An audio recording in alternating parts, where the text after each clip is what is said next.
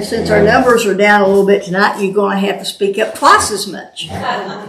Speak for somebody who's not here. Well, I know if they were here, they would have said this. And I hope, and see, everybody got the message that we were doing Habakkuk, right? So, I was thinking, I really tried to get that word out, and I thought, well, if they didn't, they'll be double ready for Jeremiah next week. So the next 2 weeks we'll be doing Jeremiah, and we will break that up into 2 lessons. I'm not exactly sure yet where the division will be. The book is full of history and prophecy. So, just read the best you can. We'll just take it as it comes. But I need to share this too, and I don't remember how much of this I said on Monday night last week. We really got into it on Tuesday morning and Tuesday night. But last week, in talking about the era in which the prophets lived, and in reading from 2 Kings and 2 Chronicles, I said that Josiah reinstated the Passover that had not been done since the time of Samuel and David. You said that. Okay, I wanted to make sure. I was pretty sure I said that, but we really began to say, well, why? And what were they doing? And we really got into it, especially in the morning group. And so it really prompted me to want to know why. So what I did last Tuesday afternoon I guess I did it Wednesday, because I didn't know it Tuesday night. But anyway, I pulled out the commentaries on 2 Kings and on 2 Chronicles and to dig a little bit deeper into that. And what I found was that I had missed or just read over a very important word. Because what I was doing, I wasn't studying that, I was just reading it, just to get the context of what was going on. And you know how it is when you read over something and you're not studying it, sometimes you miss, I missed something. And what I missed was, what it said was that there had not been such a Passover since the time of Samuel. I mean, that makes all the difference in the world. It wasn't that they weren't having them at all. They weren't having such a Passover. And actually, if you go to 2 Chronicles 35, there is a great account of that Passover. What old Josiah did, how many animals he killed, how many people were there, how many they came from everywhere. So they had been having Passover down through, but as we know, after David and then after Solomon especially, when the northern and southern kingdom were divided, that things began to get watered down.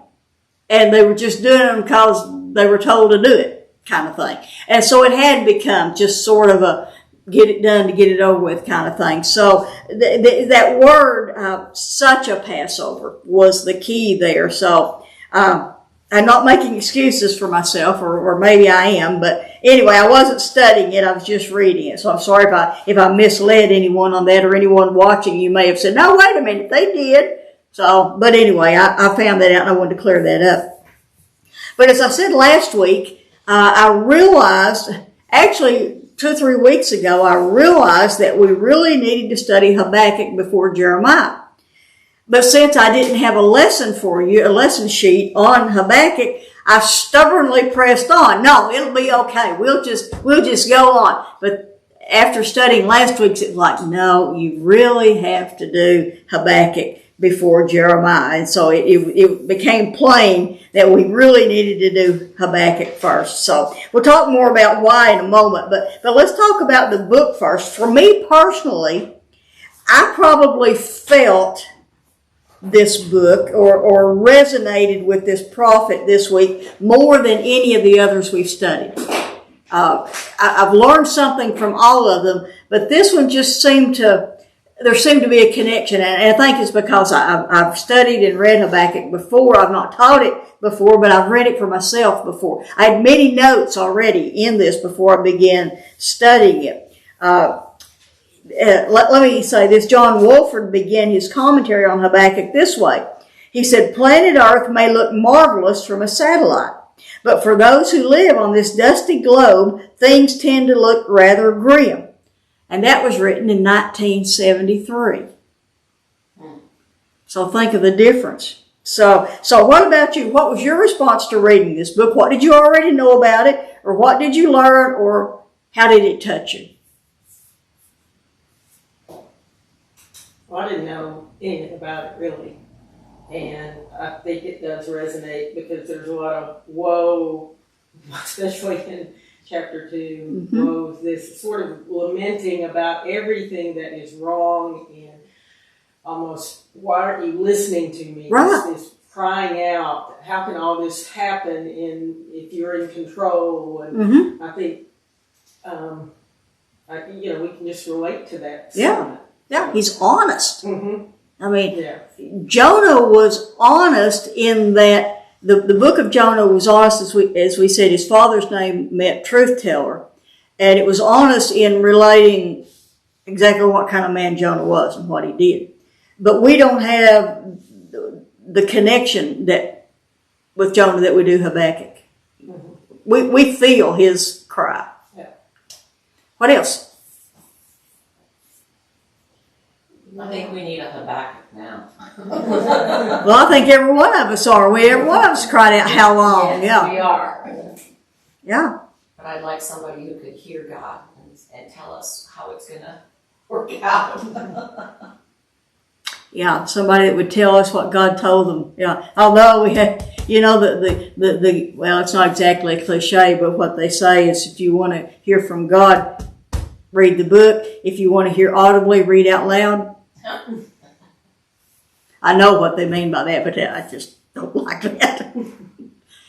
So, Jenny, you start to say something? Well, when I opened up, it's kind of wordy, but I'd like to read it. Sure. Because I remember this, and it's dated, it said November the 8th, 2022. So that was just November. Okay. And this is just what I wrote. And I remember that. Last night at Bible study, Betty closed with enthusiasm, asking us to read all of this book of Habakkuk. How reassuring it is as the world is going in the wrong direction. Christians have the assurance God will prevail. He says in this book, a ruthless nation will overtake a godly nation, and then God will take care of the godless people and that nation. And then I just wrote, thank you, God, for scriptures and for Betty. Okay. Well, thank you. But that was right when Russia and Ukraine, I think, were going at it. Yeah. Bad, and it was looking bad, so. Yeah, we were studying Hebrews, and that line, the just shall live by faith, is what we were reading in Hebrews, which prompted me to go back and read all of Habakkuk again. So, yeah. I guess I did do what you said. I guess you did. I did. Give her a star. Teacher's pet. So that's pretty much just, and then read it, and I was thinking, oh yeah, that's what it says. Yeah, exactly. Anything else? Barbara, anything you want to add? I was kind of confused about the third chapter. It's really different. Mm-hmm. And it almost seems like a song. It is pretty much like a song, yeah. So at first it was just like it's two different parts to it. Yeah.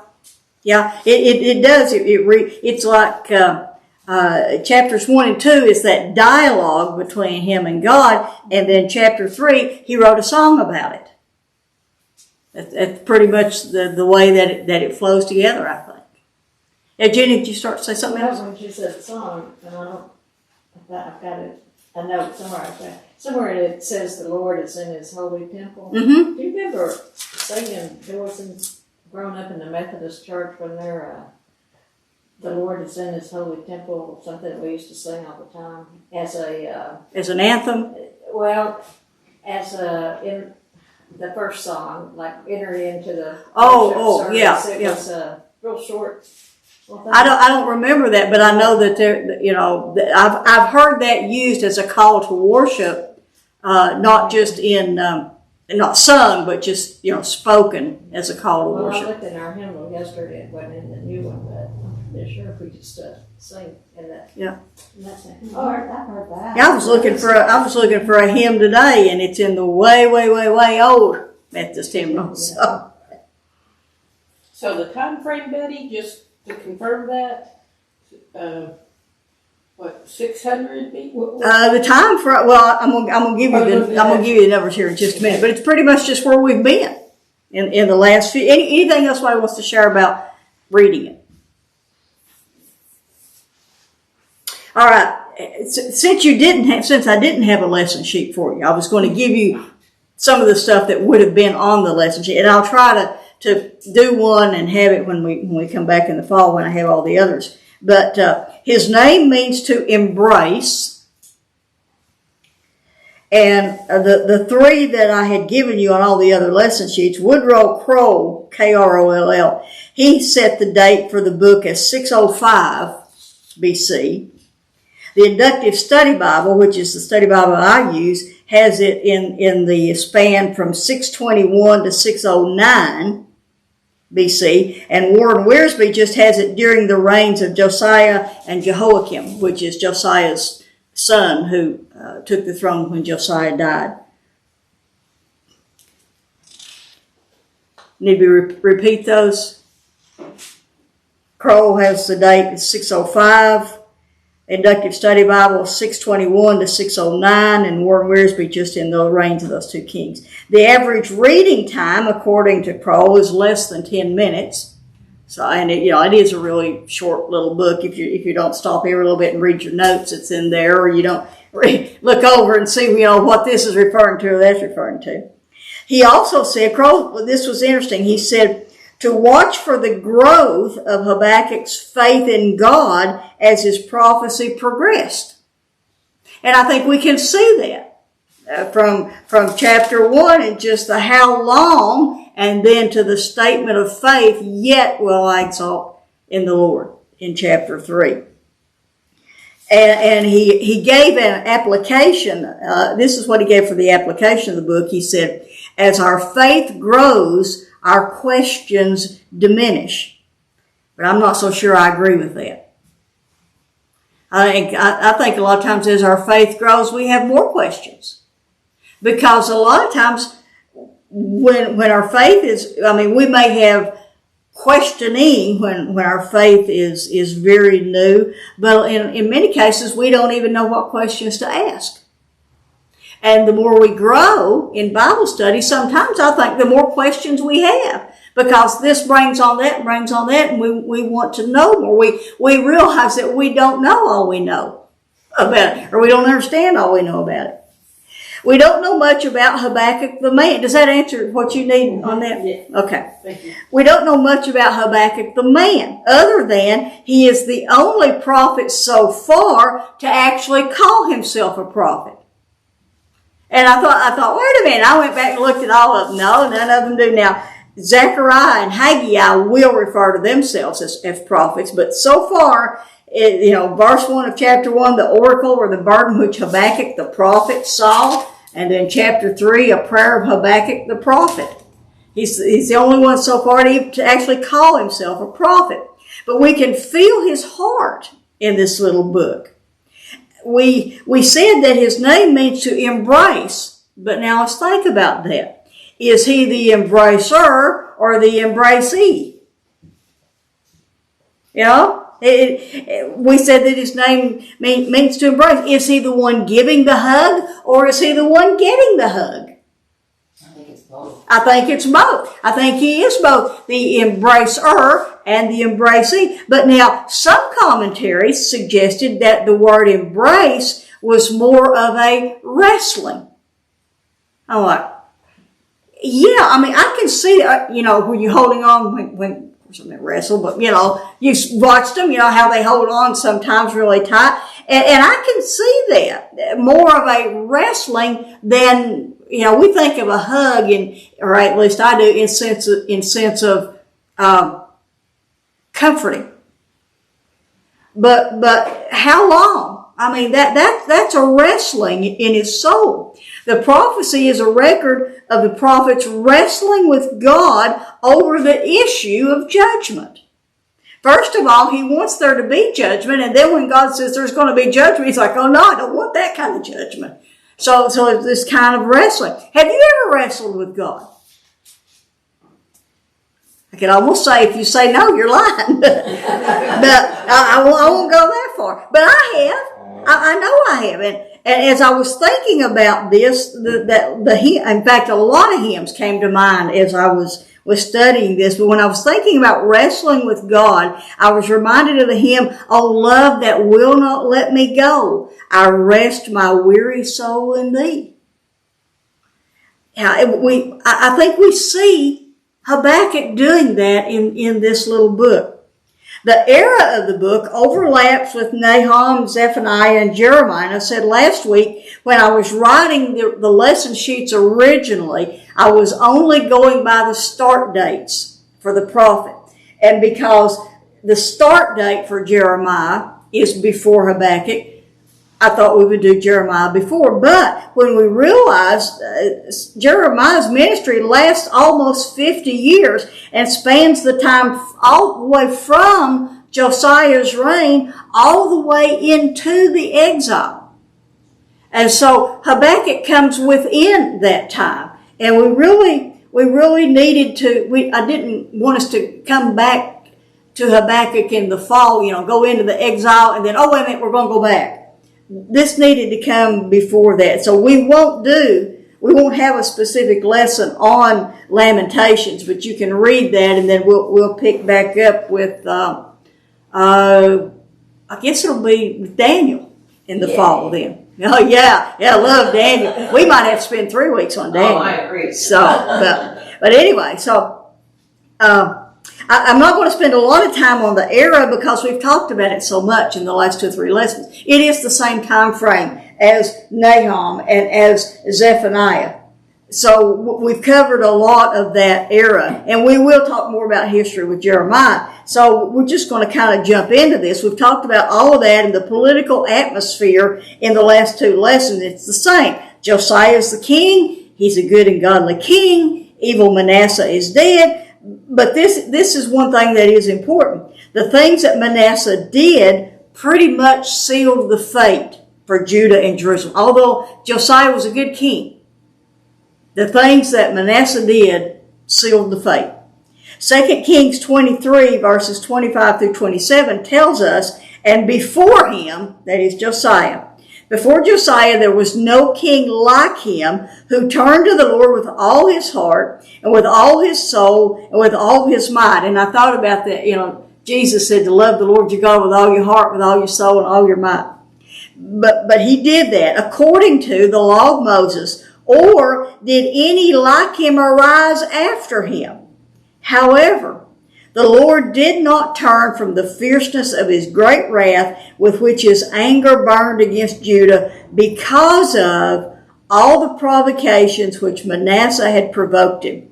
And the Lord said, I will remove Judah also from my sight as I have removed Israel. And I will cast off Jerusalem, this city which I have chosen, and the temple of which I have said, my name shall be there.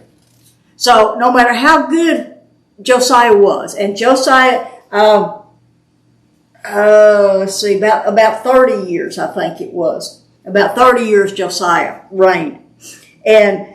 But he did the reforms, he brought about reforms, he provided a brief respite from judgment, but the evil continued through the land. I mean, a godly king, a good and godly king can only do so much. He can't change the people's hearts if they don't want to be changed. And what little bit he did was great, but he didn't change the people.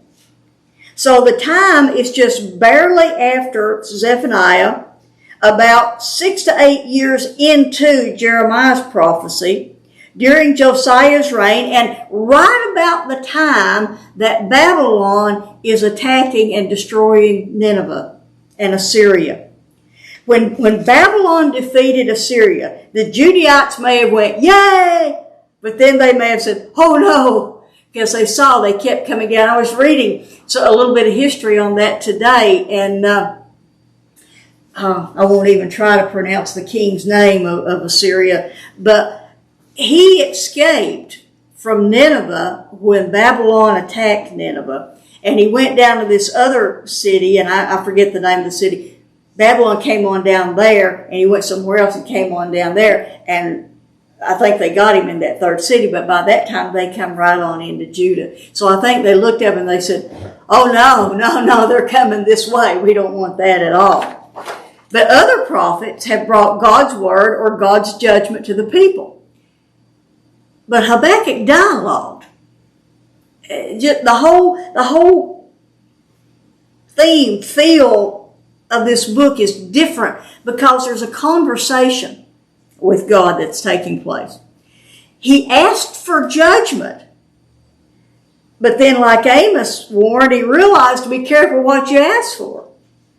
But the book itself is a combination of judgment and comfort, and I think it's one of the most honest books in the Bible. I mean, obviously they're all honest, but honest in terms of a personal struggle. I mean, you just feel his struggle. The Bible as a whole shows man warts and all. I mean, the Bible, if the Bible were written by man, there would be a lot that's in it that'd be left out. A lot about people that I'm not going to tell that about them. But it's there, warts and all. Well, you think of the characters like Abraham and Moses and David and many others, their faithfulness as well as their failures, their dialogues with God. Jacob and that physical wrestling with God. Job, Habakkuk, even Jesus in the Garden of Gethsemane. But note, they all end in submission to God. We will never find peace until we submit to God. So this little book of Habakkuk just lends itself to platitudes and cliches. It got rather comical as I was reading through the commentaries. For me, as I started reading it, the very first thing I wrote down in my notes was, the book begins with a question mark and ends with an exclamation point. I thought I was being so clever. And then it wasn't long until, guess what? Somebody else said that. And then another commentary said that. And then another commentary said that. But I wrote it down before I read it anywhere else. So there. I also read things like, when the outlook looks grim, the uplook brings hope. Another one was, Habakkuk teaches us how to rejoice when the lid has blown off everything. Another one said, in Habakkuk, the ever-present why is best answered by the everlasting who. And another one called Habakkuk the doubting Thomas of the Old Testament. I mean, every commentary had some quip about it. And we've talked each week about the writing ability and the style of the prophets. We saw last time that the commentaries noted that Zephaniah was not the most gifted writer, but he had an emphatic message. Habakkuk, on the other hand, was highly praised for his writing ability. It said that the literary style is very similar to the wisdom books and the Psalms, just like you said. It's like a psalm.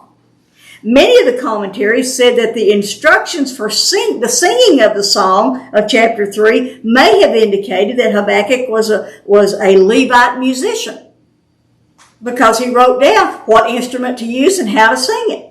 I mean, he not only wrote the song, he gave the arrangers of how it was supposed to be done. But many of the commentaries spoke of his literary excellence. One said that his was a very high form of Hebrew poetry. But we can't see that. If you don't read Hebrew and you don't understand, like we said about, let's see, which one was it? Nahum and his sarcasm. If you don't read it and you don't know what they're saying, we don't pick up on those things in our English translations. All we can rely on is the messages. And Habakkuk's message was personal. It was very personal. You've heard me say that you can't bring a question mark to the Bible. And by that I mean you can't question its validity. If you question one part of it, you're questioning all of it. Or, different people can have different questions about different parts, and it's like, who gets to say what's real and what's not? If you question its validity, any part of it, then you just as well question all of it. But that's not what I mean. What I'm saying is, if we can't bring our questions to God, where else are we going to take them? We have to feel like, over the course of my life, I can't tell you the number of times that I've walked up and down our road questioning, talking. I can't tell you the number of times I've kicked at gravels in the road just because I just couldn't figure it out. God wants that from, He already knows that about us. But He wants that from us. He wants us to feel comfortable enough to be able to pour out our heart, like the Psalms were, like Habakkuk did. Habakkuk brought his question to God. And of course, the critics said, well, Habakkuk didn't write all of this. That song, that was added in later, We've come to expect that. But I did learn a new word this week. And that word is theodicy. Not the Odyssey, but theodicy. Theodicy. Theodicy. And I thought, once I found out what it meant, I kept seeing it, kept turning up in the commentaries, and I couldn't really figure out exactly what it meant. But once I figured out what it meant, I'm like, yeah, that's a good word. In extremely simple terms, I'm a simple person. This is what it means. It means, how can God be good and just when there is so much evil in the world? How can God be good and just when there is so much evil in the world? How can God be good when people do the things they do? Is it that He won't do anything? In that case, He's not very good. Or is it that He can't do anything, and in that case, He's not omnipotent? It's this quandary that we come to.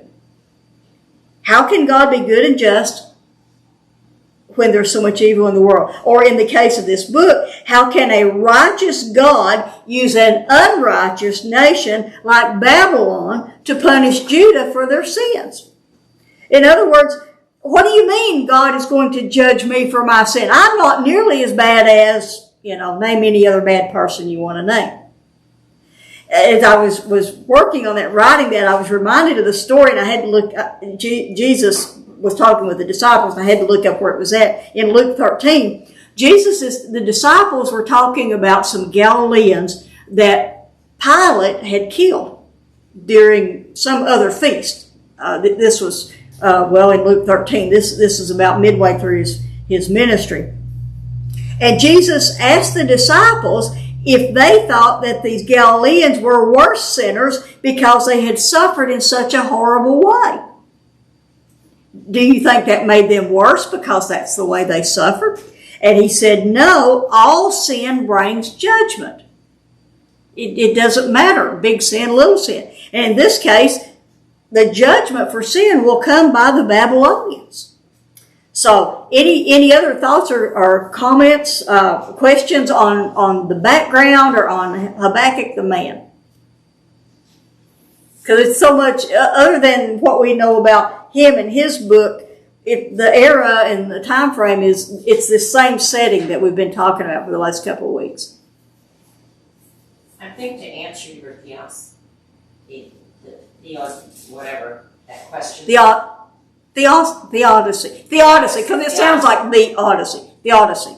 To answer your question, in my opinion, God gave us free will. Exactly. And we are sinners. Mm-hmm. And that is why there's so much evil in this world. Yeah, that's exactly right. You don't want to go too far down the rabbit trail, but we hear people all the time talking about why did He put the tree in the garden? Was it to tempt? If He had not put it there, they wouldn't have had a choice but to serve Him. They wouldn't have had a choice. They would have had free will. If there had never been anything there, they would have not had free will. It would be like robots. And He wanted their love freely. Yeah, that's exactly right. Anything else? Before we jump into the book. I really enjoyed outlining the book for myself in this case. Like I said, I've always loved the book of Habakkuk, and I already had a lot of notes in my Bible before I began studying again this week. But there are as many ways to outline it as there are commentaries. But this is how I outlined it. And I was thinking about this. What I've done for you every week is I've given you the outline, and then we've broken it down. If you'd rather just take it down as we go, that's fine if you want, but I'm going to go ahead and give it to you if you want to write it down as your heading or whatever. But this is how I outlined it. Verse 1 of chapter 1, of course, is the introduction. I mean, that's just, it doesn't really start until after, his cry doesn't start until after that. Then chapter 1, verses 2 through 4, I title A Painful Question. Chapter 1, verses 2 through 4, A Painful Question. Chapter 1, verses 5 through 11, God's short answer. You ask people sometimes they'll say, well, the short answer is. So verses 5 through 11 is God's short answer. Then chapter 1, verse 12 through chapter 2, verse 1 is an honest question and a stubborn stance. Verse 12 through chapter 2, verse 1, an honest question and a stubborn stance.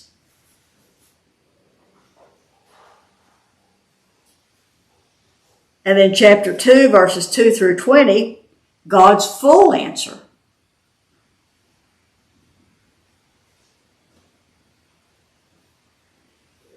Chapter 2, verses 2 through 20, God's full answer. And then chapter 3 is Habakkuk's song with 3 parts.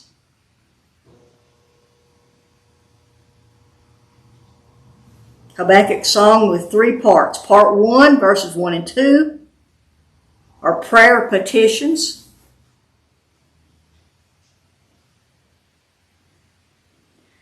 Verses 3 through 15 is praise. And verses 16 through 19 is trust. You need me to repeat those last ones? There you go.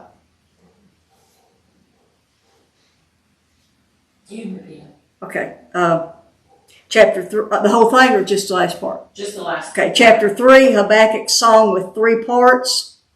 Part 1, verses 1 and 2 are prayer petitions. Part 2, verses 3 through 15 is praise. And part 3, verses 16 through 19 is trust. Okay, so we'll break those down as we go along too. So first the introduction. Verse 1, the oracle or the burden which Habakkuk the prophet saw. As we said, he's the only first one or the only one so far to refer to himself as a prophet, and it was a burden. We saw that Amos was a burden bearer, and he carried the burden for Israel. And Habakkuk, this is what he saw as he was struggling with this. In verses 2 through 4, we have actually 2 painful questions. First of all, why doesn't God hear? And why doesn't God act? How long, O Lord, will I cry for help, and you will not hear? Why doesn't God hear? He says, I cry out to thee, violence. By the way, I don't know if you knew this, but the Hebrew word for violence is the word Hamas. Oh. I did the same thing when I learned that. Violence is the word Hamas. I cry out to thee, violence, yet you don't do anything about it. You do not save. Why doesn't God hear? And why doesn't God act? And then in verse 3, he gives us 6 things that he is looking at. Why doesn't God hear? Why doesn't he act? And he says, why do you make me see iniquity? Why do you cause me to look on wickedness? Destruction and violence are right before. Remember, this is a poem, so he's repeating these different things, but he's seeing all these different things. Destruction and violence are right before me. Strife exists and contention arises. And we're just like, have you read today's newspaper? You know, if you still get newspapers, have you read the headlines? I've got a note in my Bible that said we thought it was bad years ago. It is so much worse today. We can't even imagine how it can be worse in the future. You know, we've heard people say all our lives, you know, surely the Lord's coming back. It's bad. I mean, I have numerous places in my Bible that I have dates wrote down and how bad things were. I couldn't even imagine that someday it would be worse. I can't imagine it being worse than it is today. I mean, that takes quite an imagination to get worse. How long, O Lord?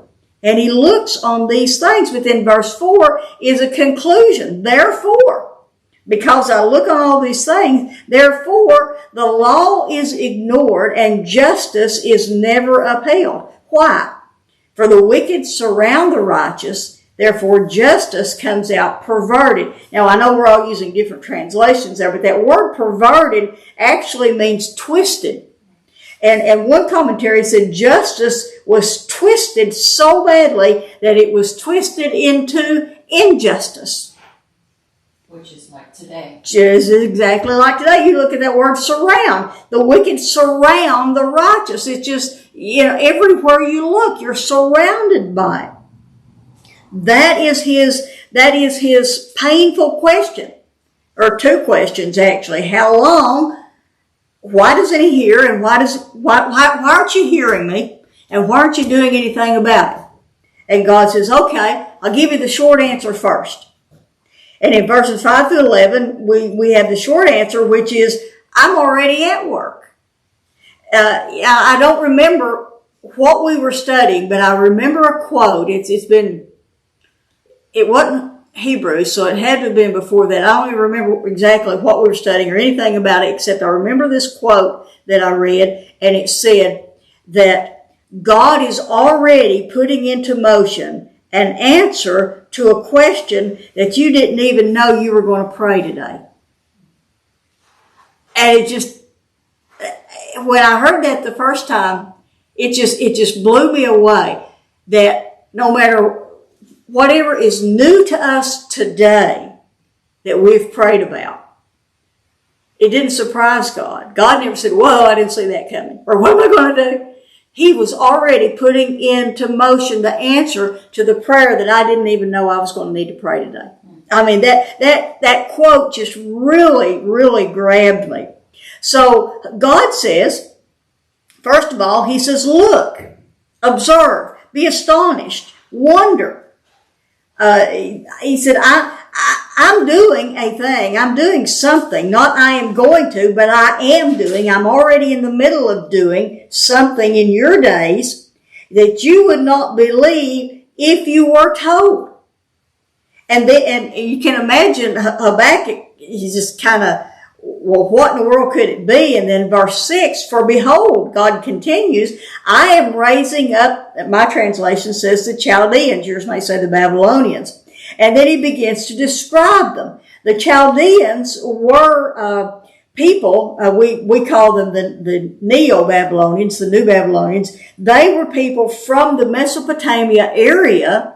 You remember Abraham was called out of Ur of the Chaldees. It's pronounced Chaldeans or Chaldean, but Ur of the Chaldees. That's where Abraham was from originally. He was called out from there. And God said, I am raising these people up. And then he begins to describe them. They are a fierce and impetuous people. And then he said they march throughout the earth. This bombshell as he begins to describe them. They march throughout the earth. They seize dwelling places which are not theirs.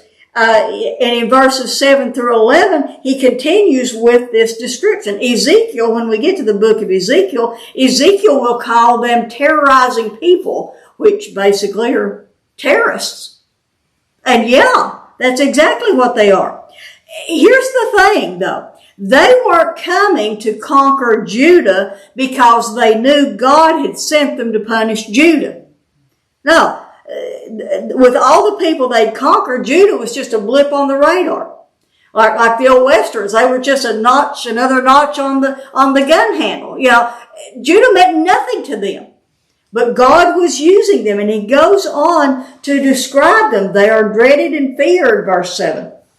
Their justice and authority originate with themselves. In other words, whatever they want to do, they do it. Describes their horses being swifter than leopards and keener than wolves, and all these descriptions. I think there's 8 or 10 descriptions down here of things. They fly like an eagle. All of them, they come for violence. There's that word again. Their horde of faces moves forward. They move in battle. They collect captives like sand. I mean, just, impersonal, numbers and numbers of them. They mock at kings and rulers. Every nation they come to, they just mock them and just roll right over them. They laugh at every fortress. They heap up rubble to capture it, and it's exactly what they did. They built these ramparts to just go up and over any walls that was there. And then verse 11, then they will sweep through like the wind and pass on. They won't stop with Judah. They go all the way on down into Egypt. But, God says, they will be held guilty. They whose strength is their God. What do they worship? They worship their own strength. They worship their own ability. And he goes into more detail on that in chapter 2. Then in verses 12 through 17, Habakkuk asks a painful question. He asked an honest question in the first, or the painful question was first. Now it's a very honest question. The question is, why them? That's his question. Of all the ways you could have judged us, why them? And he describes them in verses 12, Habakkuk speaking to God in verses 12 through 17. And he begins with a declaration of faith, though. It's not that he questions God in that, who do you think you are doing this? He questions God in that he really wants to know. I mean, there's a difference in attitude when we bring our questions to God. I didn't go back and write this down, but it just came to mind. In William Barclay's commentary on Jesus in the Garden of Gethsemane, he has this whole section on it makes all the difference in the world how we say, thy will be done. Is it said in resignation? Is it said in defeat? Or is it said in submission? How we bring our questions to God, it may be the same question, but how we bring it to God makes all the difference. Do we trust God? The difference between Zacharias' question to Gabriel and Mary's question. Basically, they asked the same question. When Gabriel told Zacharias that his wife was going to have a child, he said, how can this be? And he was struck mute. Remember, for the whole 9 months. Because it was how are you going to do that? Mary's question was the same thing. How can this be, as I have not known a man? Hers was just an honest question. I mean, she believed it was going to happen, but could you explain to me how it's going to happen? It's the difference in how we bring our questions to God. So Habakkuk brings his questions to God, and it's an honest question. I mean, he really wants to know. And he makes this declaration of faith in verse 12. Art thou not from everlasting, O Lord, my God, my Holy One? We will not die. He knows that they are not going to be obliterated. Because God had made a covenant with Abraham and with David. He knew that the nation of Israel, Judah at this time, the southern kingdom, is not going to go completely away. It got in the rest of that verse, he says, O Lord, thou hast appointed them to judge, the Babylonians to judge, and you O rock, my translation calls God a rock, has established them, you've built them up, you've allowed them to come on the scene in order to correct. Now, in Deuteronomy 32 verse 4, Moses called God a rock. He said, He is the rock. He is the rock. His deeds are perfect. Everything He does is just and fair. He is a faithful God who does no wrong. How just and upright He is. So He's a rock. And again, another hymn came to mind, the rock that is higher than I. Well, then let me fly to the rock that is higher than I. Well, then verse 13, it's one thing for Habakkuk to look on the things that he did in verses 1 through 3. He looked at iniquity and wickedness, destruction, violence, all these things. He looked on. It's one thing for him to see them, but now he not only is God seeing it, but God is allowing it. Habakkuk doesn't have the ability. He can't do anything about it. God can do something about it, but He has allowed it. Verse 13, your eyes are too pure to approve, or a better word there is allow evil.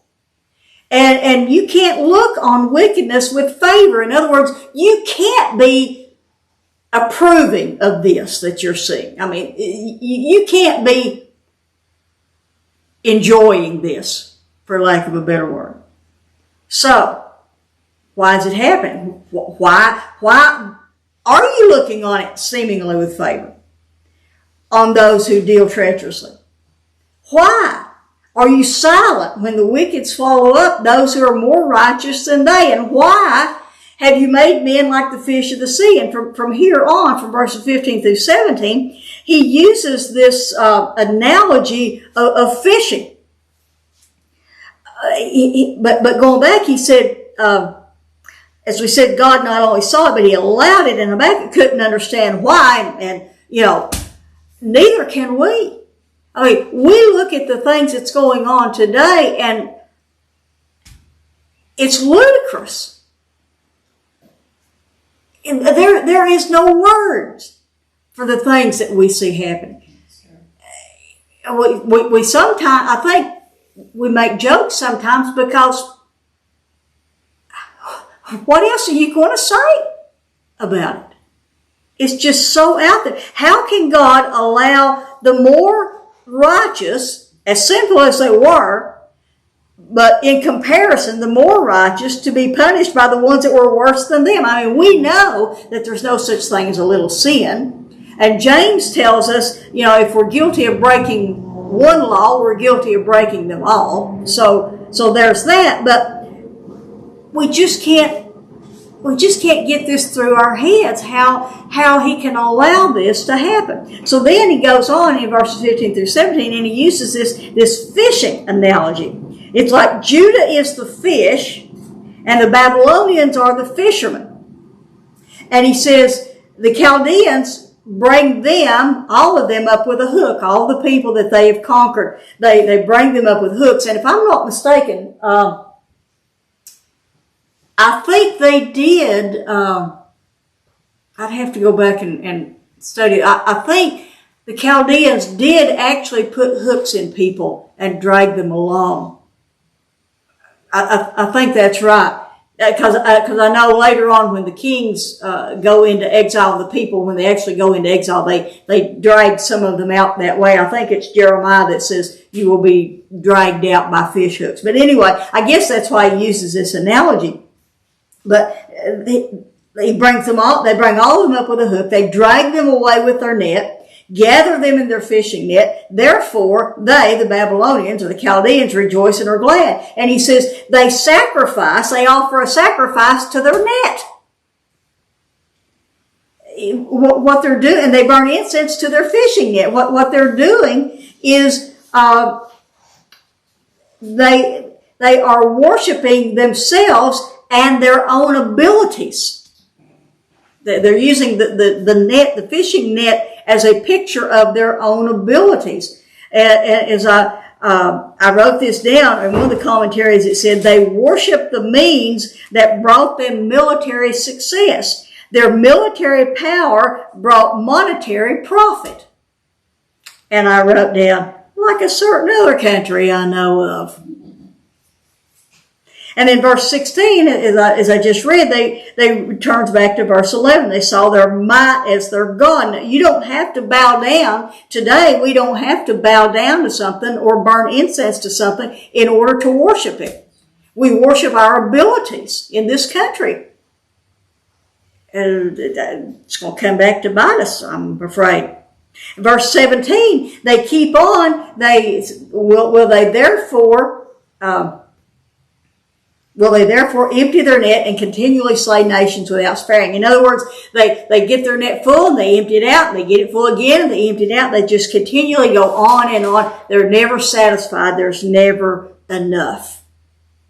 Any comments or questions on that? Stop me if you got something, because this is going pretty quickly. I think what Habakkuk, I don't want to say fails, but what he doesn't remember, or does remember, Judah did this to themselves. Absolutely. And he shouldn't be blaming the Babylonians.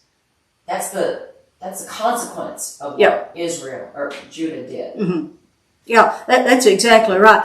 I was thinking about that somewhere. I don't remember where it was now, but anyway, I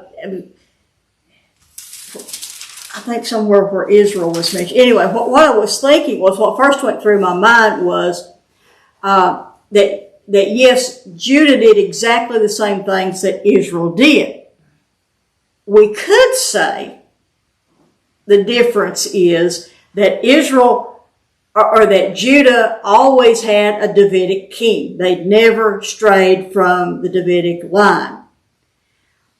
But that doesn't say. The things that they did were the same that Israel did. Exactly the same. And you're right, they were doing exactly the same things. And, when we start reading in Jeremiah, and I knew it was in Ezekiel, but I didn't realize it was also in Jeremiah. Jeremiah will say somewhere around the 4th, 5th chapter, somewhere along in there, that Judah did exactly what her sister did.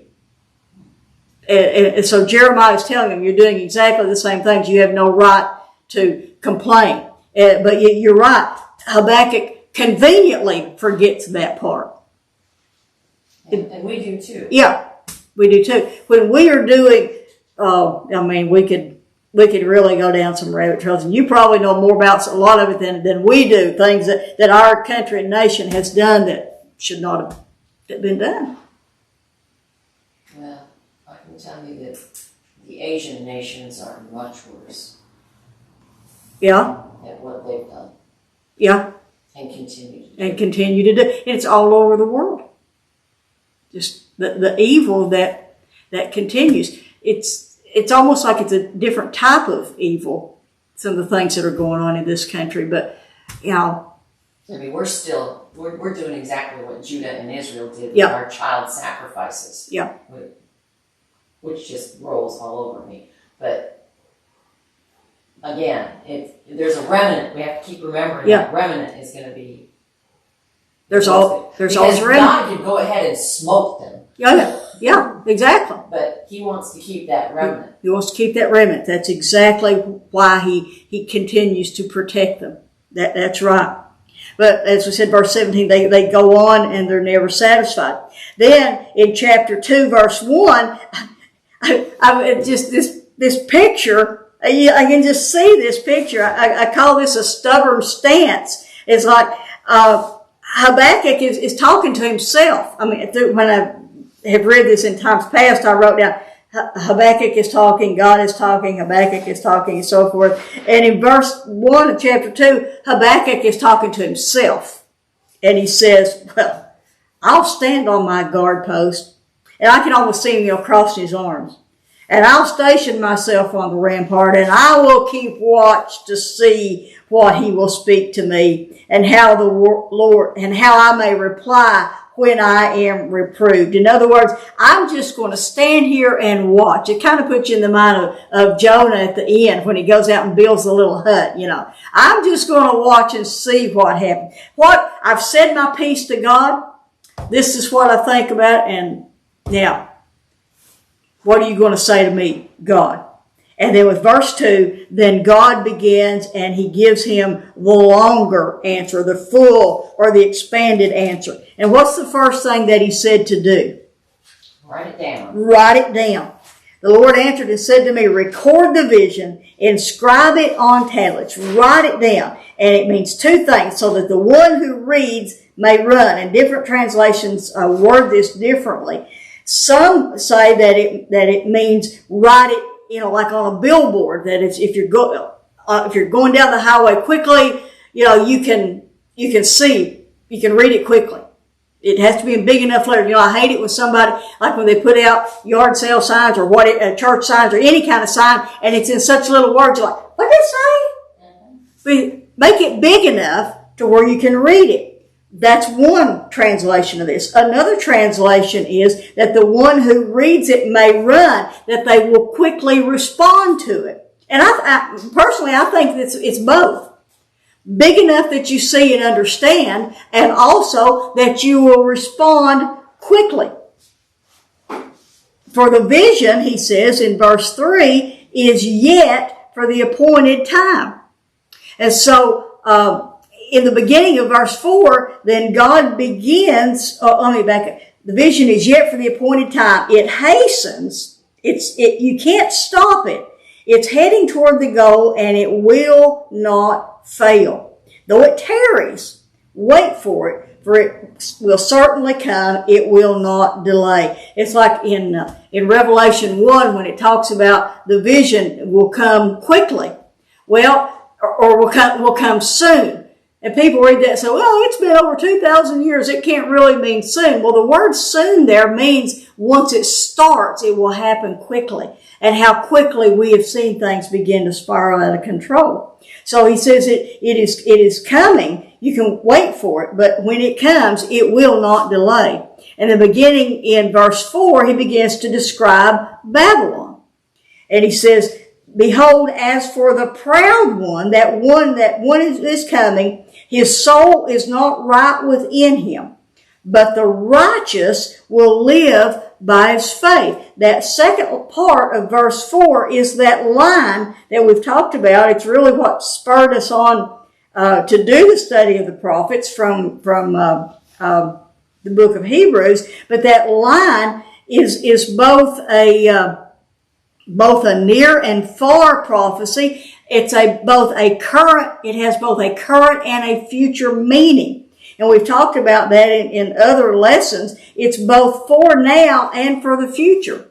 It's both for, as it is used in Romans and Galatians, it means the just shall live by faith, or this says by his faithfulness, eternally. We are saved by our faith. But in Hebrews, the way it is used is that's what will get you through this. In my study of 1st and 2nd Peter, I've titled it Survival of the Fittest, and then X out fittest and write faithful. Survival of the faithful. Because that's what it's going to take to live through the times that 1st and 2nd Peter tell us about. It's what's going to take to live through the times that's coming upon Judah, and it's what it's going to take to live through the times that we're living in. It will take our faithfulness in order to live through what's coming. And then verses 5 through 20 begins to describe the Babylonians. He calls them a haughty or an arrogant man, and he follows that with 6 woes or curses against him. And in each set of these curses or these woes, he describes what the Babylonians will do and what the Lord will do. He says, verse 5, wine betrays the haughty man or the proud one. And many of the commentaries talked about the Babylonians being addicted to wine and to drink. And we know that's what caused their downfall. So that he, the haughty man, he doesn't stay at home. He enlarges his appetite like Sheol. He just takes it all in. And then he's never satisfied. It doesn't make any difference how many they conquer, all the nations, all the people, they keep collecting them. And then he says, will not all of these, that all the peoples that they collect, won't they take up this dirge or this funeral song or this taunt against the haughty man or the arrogant one? They will say, woe to him who increases what is not his. For how long? How long is that going to happen? He makes himself rich with loans, or that's what my translation calls it, but it actually talking about extortion. We talked before about how the Assyrians did that. Well, the Babylonians just took up where the Assyrians left off. If you watch any of these, these Law and Order type drama things, then one gang will get displaced by another gang, but they'll go right back in where the first one was, and you still pay the extortion money. And that's exactly the way Babylon was coming on the heels of Assyria. Which is like our taxes. Yeah, exactly. Just one takes over, and it comes on and on. Verse 9 or verse 8, and here's something we've talked about. God is talking to the haughty man, or the proud, the arrogant man, actually talking to the Chaldeans, and he says, because you have looted many nations, all the remainder of the peoples will loot you. Remember how we've talked about recompense?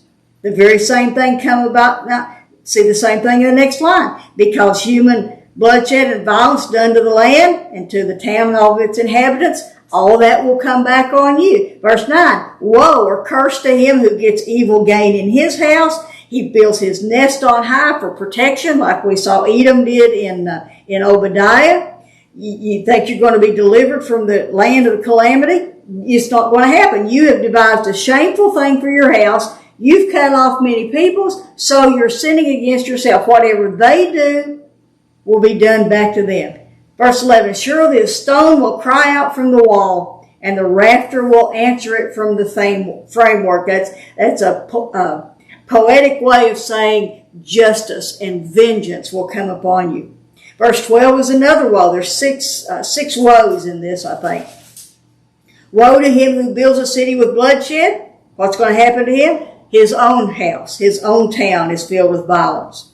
Is it not indeed from the Lord of hosts that people toil for fire? Are the nations weary for nothing? The Lord allows this. The nations grow weary. And then we have this principle right in the middle of all this. Verse 14. For the earth will be filled with the knowledge of the glory of the Lord, like waters cover the sea. It's like you needed a breather in the middle of all this. That principle that you can hold to. And then verse 15, another woe. Woe to you who make your neighbors drink or take advantage of your neighbors, who mix in your venom even to make them drunk. So as to look on, it says their nakedness, but it's to look on their weakness. And what will happen with them because they do that? You yourself will drink and you will expose your own nakedness or your own weakness. The cup is in the Lord's right hand, and it will come around to you. Recompense. God always brings recompense. Utter disgrace will come upon your glory. For the violence done to Lebanon, what you did to them, that will overwhelm you. The devastation of its beast by which you terrified them, the same will come back on you. Behold, because of human bloodshed and violence done to the land, to the town and all of its inhabitants, all of that will come back upon them. And then he talks again about the idol. We've talked about that many times. What profit is the idol when the maker has carved it? It's nothing. An image, a teacher of falsehood. The maker trusts in his own handiwork. He said he fashions speechless idols, and he compares this. God is comparing himself to these idols that cannot speak. He says, woe to him who says to a piece of wood, awake. Shake your piece of wood. Awake. Or he says to a dumb stone, arise. And he says, sarcastically, is that your teacher? Just because it is overlaid with gold and silver, there's no breath in it, there's no power in it. he is comparing himself to the idols because God spoke at Mount Sinai. And in verse 20, we have another principle. But the Lord is in his holy temple. Let all the earth be silent before him. Instead of God being silent, the earth is to be silent before him, for he is the only one who can speak. Any comments or questions on God's longer answer to Habakkuk?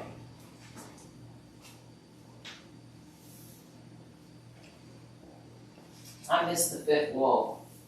Okay, let's see. Woe in verse 6. Woe in verse 9. Woe in verse 12. 1, 2, 3. Well, I guess there is just 5. Oh, he's okay. All right. I'm good then. I had 6 one place, I had 5 somewhere else. Okay. 1, 2, 3, 4, 5. Yeah. Verse 19 is the last The one. last one? Yeah. Okay. Yeah. Okay. Okay, and then we come to chapter 3. Chapter 3 brings us Habakkuk's hymn of faith for the future. And this chapter shows us, he said in verse 4 of chapter 2, or the second part of verse 4, the just shall live by faith, or by his faithfulness. And chapter 3 shows us how we are to do that. Some of the commentaries refer to it as Habakkuk's doxology. Praise God from whom all blessings flow. It is his prayer or his hymn of faith. Verse 1 is the title. Now notice, this is not an added title in by the Bible editors. A lot of times our Bibles, this NIV does, it has, the way it divides it up, it has Habakkuk's complaint and the Lord's answer, and then Habakkuk's prayer. That's an added in by the editors. This is not added in. This is part of the inspired text. And this tells us how to sing the song. Habakkuk wanted to make sure that they would sing his song right. Now, I don't know if any of you have ever written poetry, but not everybody knows how to read poetry in the way that the writer intended it to flow. Most poetry that we read, or we've read at school, or like, the lines are straight down and you just rhyme at every line and every other line, or however it's written. If you take some of the more, I don't think you ever heard of Rod McEwen. Rod McEwen's one of my favorite poet writers. And you're showing your age. I am. I am really showing my age. But side note, once the internet became the thing that it is, I searched him out and sent him an email, and he replied. So, show my age, yeah. But the thing I liked about his poetry was that the spacing of it, you didn't just have a comma to slow down. The spacing of it showed you how it was meant to be read. And I, over the years, that's how I've written most of my poetry, because not everybody knows how to read poetry. Well, Habakkuk went the same way. He wanted to make sure they sung his song the way he wanted his song sung, not only in his day, but in the coming days. And he says a prayer of Habakkuk the prophet, according to, and however you pronounce that, Shiganoth or Shiganoth, I don't know how to pronounce it, but and some commentaries say, well, it's just an instruction on how to sing. Well, I knew that, but it's only found in one psalm, and I didn't write down which psalm that was, but one commentary said that it means to sing it with great excitement. By the time we've read what we've read up into here, you could sing this song with great woe. Or a dirge, a funeral song, a very downcast. But he says, no, I want you to sing it with excitement, because God is to be excited about. And and then verse 2 and 3 are his prayer petitions. Once he tells them how I want you to sing it, he begins with petitions. And he says, Lord, I have heard the report about thee, and I fear. What he heard God said to him in chapter 1 when he replied to the short answer, what God said to him in chapter 2 when he gave him the long answer. I heard what you said, and I'm afraid. And then he said, O Lord, revive thy work in the midst of the years. In the midst of the years, make it known. In the wrath that's coming, remember mercy. These are his petitions. Revive your work in the midst of what's coming in the coming years. In the midst of the coming years, he repeats, make it known. And in wrath that you have said is coming, please remember mercy. Doesn't what we hear make us afraid sometimes? It would be easy if you, depending on how you keep up with news, whether you're watching the media on TV or whether you're reading internet sites or you're following different people on YouTube or in different manners. If you're not careful, you could feed yourself a steady diet of that, enough so that you're just fearful all the time.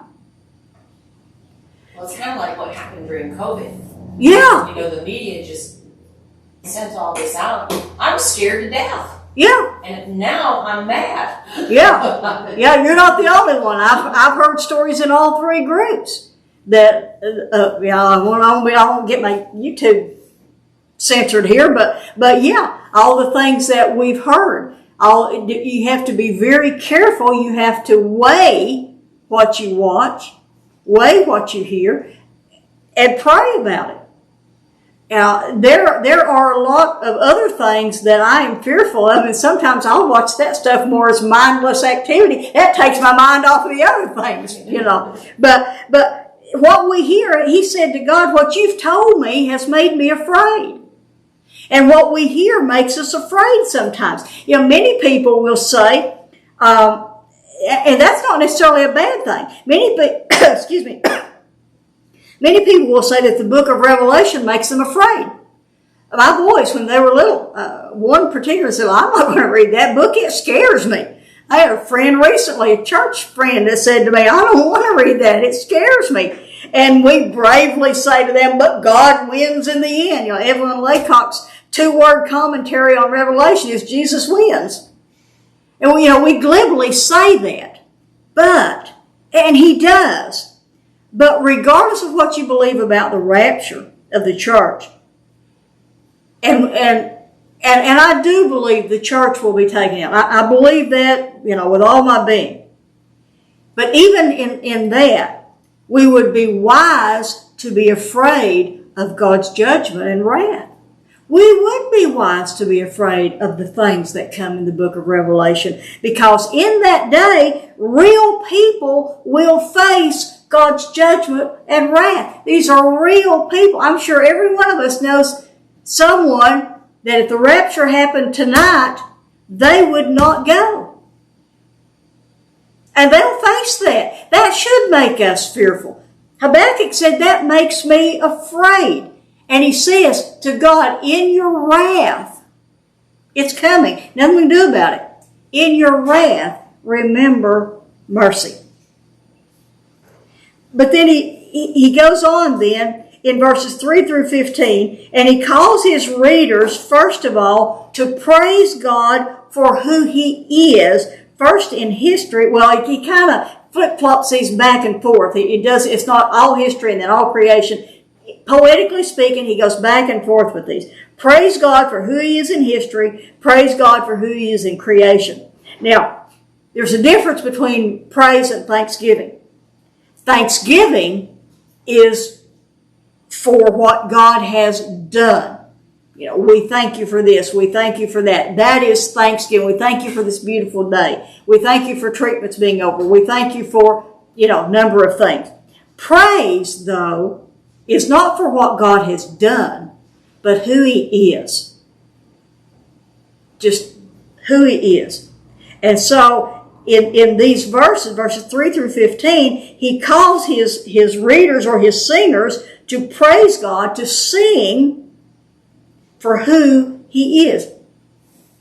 And it took me a while to understand what this was saying, because I knew that Teman, verse 3 says, God comes from Teman and the Holy One from Mount Paran. And I knew Teman was a city in Edom, and I'm like, well, what's that got to do with anything? But after reading it over and over and over and studying it, then you begin to see that flow. And what he's talking about there is Mount Sinai. Because as they came from Mount Sinai, they came from Mount Paran, which is down in that area. They came through Teman to come up around to come into the Promised Land. So he's talking about what God did, or who God was. He came from Mount Sinai. His splendor covers the heavens, and the earth is full of His praise. His radiance, John 1 verses 4 and 5, His light, His radiance is like the sunlight. This is what He is. He is rays flashing from His hand, not like, superpowers coming out from it, but just who He is, from His power, from His hand, which indicates His strength and His power. There is the hiding of His power. He goes back again to speaking of history. Before Him goes pestilence and plague that took place in Egypt with the Pharaohs. He goes back to the creation. He stood and surveyed the earth as He created it. He looked and startled the nations. The perpetual mountains were shattered. This speaks of earthquakes or of earth upheavals. That's what most of the commentaries will tell you. But I tell you, ever since we studied the book of Revelation, I'm not so sure that some of this stuff is not actual. When it says the mountains bow down, I can just see Him making that happen. But that, in the flow of it, the way it describes it. Verse 7 goes back to history, the tents of Cushan under distress, the tents of Midian as they were coming to the Promised Land. Verse 8 picks up again with creation and with nature. Was God's wrath against the rivers that He divided them for you to go through? Was He mad at the sea? No, that wasn't it. He did that because He was God. The bow, His power was made bare, verse 9. The rods of chastisement were sworn. And I didn't say this before, but you go look back at verse 3. This may not be in your translation, but in mine, out from it says the phrase Selah, just like in the Psalms. When you see that phrase Selah in the Psalms or here in this song, that means, think about it. Let that sink in for a minute. The rods of chastisement or the word were sworn. Selah. Think about that for a minute. You, He said, tore apart the earth with rivers. The mountains saw and quaked. The downpour of the waters swept by. All these things, the sun and moon, verse 11, were in their place. The radiance of Thy gleaming spear. In indignation, you did march through the earth. In anger, you did trample the nations. And look at what God did. Thou didst go forth for the salvation of Thy people. God did this for the salvation of Your anointed. Thou didst strike the head of the house of the evil, to lay him open from thigh to neck, or from foundation to neck. Verse 14, Thou didst pierce his own spears, the head of his thongs. They stormed in to scatter us. This is not only what God did in the past, not only what God was or God is, but it is what will happen to the Babylonians when God brings the judgment back upon them. Their exultation was like those who devour the oppressed in secret. They thought nobody knew what they were doing. They thought it would be easy. In verse 15, Thou didst tread on the sea with Thy horses, on the surge of many waters. That is praise. Verses 3 through 15 praises God for who He is, and thanksgiving for what He has done. But I guess we could call that praise and thanksgiving for who He is and what He has done. And then in verses 16 through 19 is when He calls us to trust. You've seen what God has done in the past. You've seen how God handled this. You've seen who God is. Now, trust Him. Trust Him for the future. You've seen what He can do. You've seen what He has done. Now trust Him for the future. The Judahites would sing this song during the coming exile. They would take this with them later when they go into exile. I believe that this is the equivalent of Jeremiah 29:11. And you've heard me before probably. You know what I feel about that verse. In Jeremiah 29:11, God said, "For I know the plans I have for you, plans for good and not for evil, to give you a future and a hope." But we have to remember that that was being said to the Judahites on their way into exile. This does not mean everything's going to be easy for you. It means I will be with you. I will take care of you. Trust me. And they sang this song in trust. These words in Jeremiah and also here in Habakkuk was said to sustain hope in the midst of despair. So we read these in a little different way. He begins in verse 16. I heard. And that goes back to what God said in chapter 1 and what God said in chapter 2. I heard what you said, and my inward parts trembled. In other words, my knees knocked. My lips quivered. I was scared to death. Decay enters my bones. What he had heard scared him to death. All that he could do now was wait for it to happen. He knows it's coming. There is not a thing he can do to stop it. And all he can do now is wait for it to come. He said, in my place I tremble, because I must wait quietly for the day of distress. Now, the different translations word this a little differently. The way mine reads, I must wait quietly for the day of distress, for the people to arise who will invade us. All I can do is wait, because they will come. This will happen. Other translations say, I must wait for this to happen to them.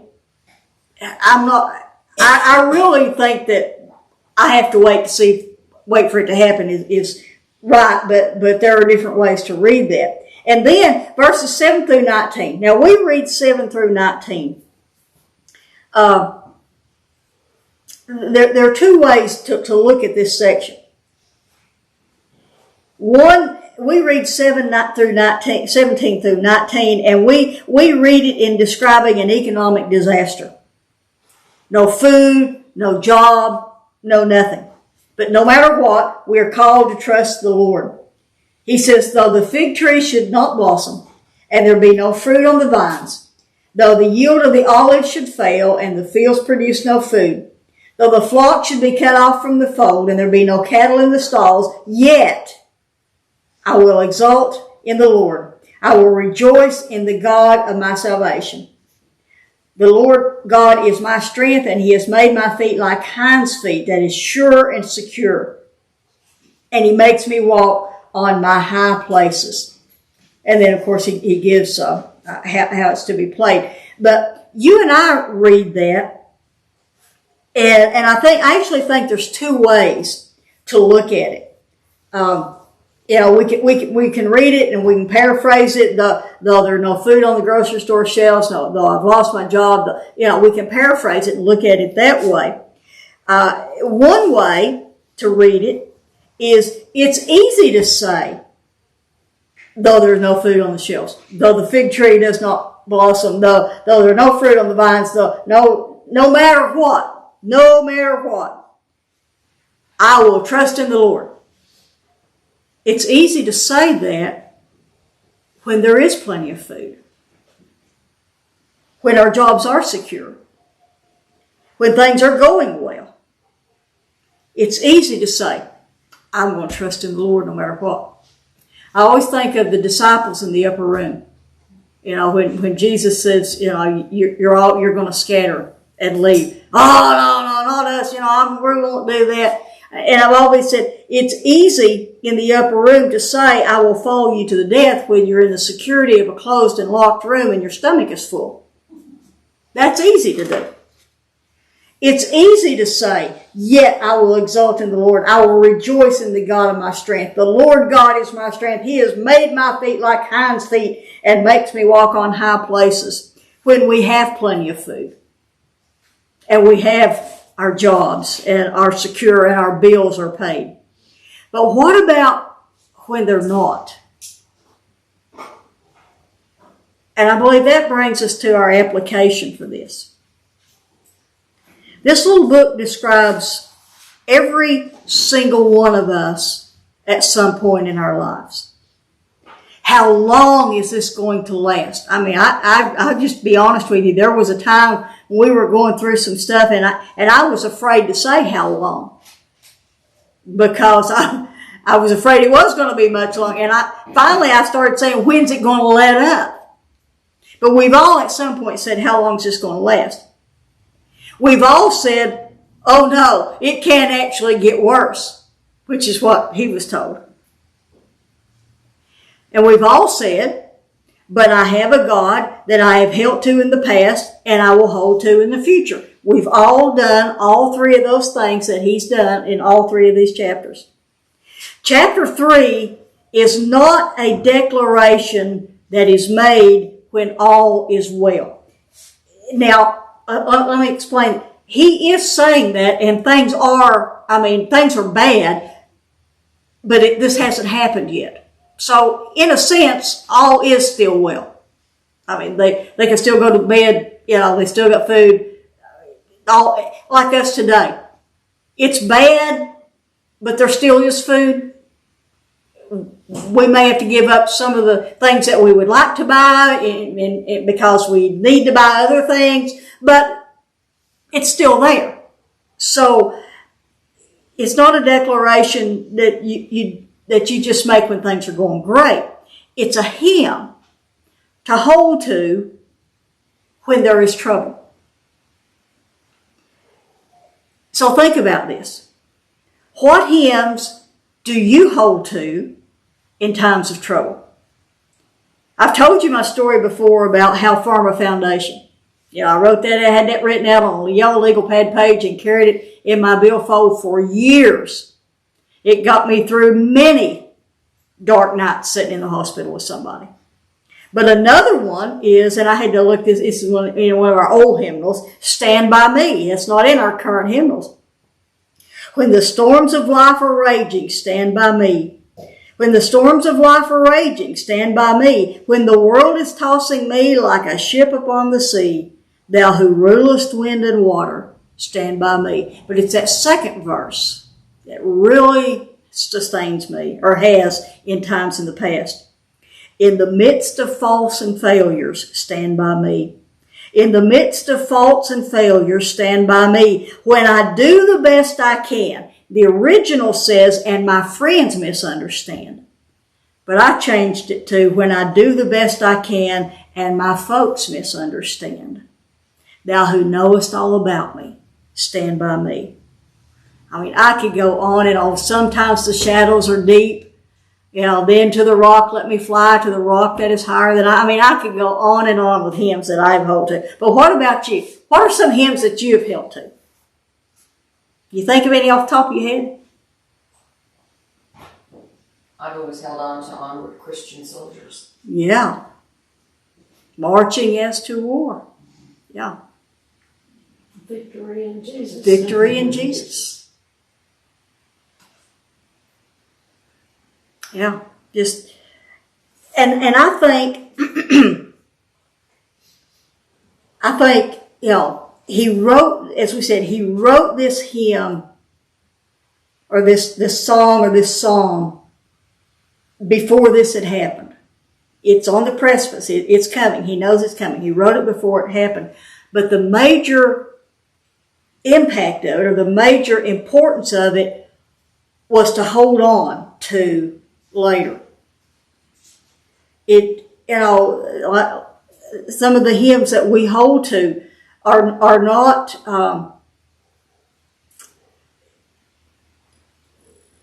are not to get us out of it, but to sustain us through it. And this reminded them, there may actually have been no food in front of them. There may have actually been no blossom on the tree, no fruit on the vines, no flock in the fields. And they were reminded to yet I will exalt in the Lord, in the God of my salvation. So, any other hymns or anything else that you want to share about this? He lives. He lives. Yeah. That was a recent movie. Yeah. You asked me how I know he lives. Yeah. Yeah. I was trying to think, there was another one. Just part of it just flitted through my mind and then just went right on. Another one that we sing, it's not coming back to me now, but another one we sing around Easter. I mean, the really tough times when the hymns like these hymns really spoke to me was around the mid-90s. And I mean, it seemed like every Sunday, the hymns that Johnny had picked out, I would just blubber all through, the singing, because it would just seem like it just hit right what I was dealing with at that time. But it's those words. Another one, when Joe Jr. Was in ICU, we thought we were going to lose him, is that little song, Whispering Hope. And I can't remember the words, but there's a line that talks about something about the dark midnight, watch for the breaking of day. Joe stayed at the hospital at night, and I went and stayed during the day, and I played that Willie Nelson, the Troublemaker CD or cassette every day on the way to the hospital. Whispering Hope. That little hymn just lifted me.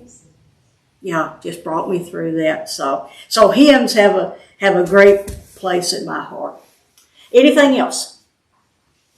All right, next week, like I said, I'm going to divide Jeremiah. I'm going to divide it up into 2 lessons. Let me encourage you. So Gina, you're reading out of the Message, but read it in either the Message or in a New Living Translation, something that's a very easy read. That way you'll get the flow of the story, because I have a tendency, if I'm reading it in my study Bible, that I study as I go along. And so I've been reading it the last couple of nights in the New Living Translation, where it just reads like a story. And that way you can get the gist of the story. And I'm not sure exactly how I'm going to break it down, whether just break it into history and prophecy or break it in, by chapters. I don't have any idea. So pray for me, and we'll see what comes about next week. So, anything else? All right, well, let's pray. Father, I thank you so much for this little book of Habakkuk. He is just a